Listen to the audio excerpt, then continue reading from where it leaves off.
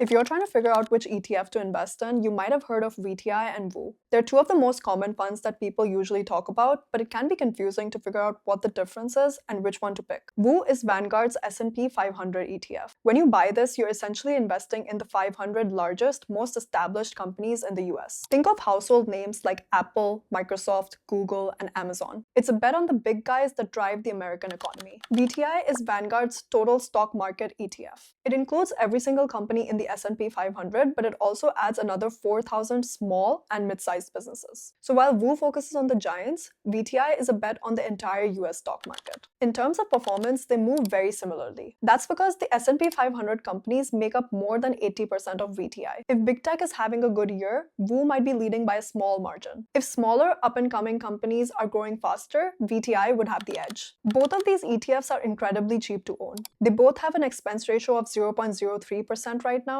so that means for every $10,000 you invest, you only have to pay around $3 in fees every year. Compared to most traditional funds, that's a very low cost. If I had to make a choice between the two and I wanted the stability of the 500 largest companies, I would lean towards VOO.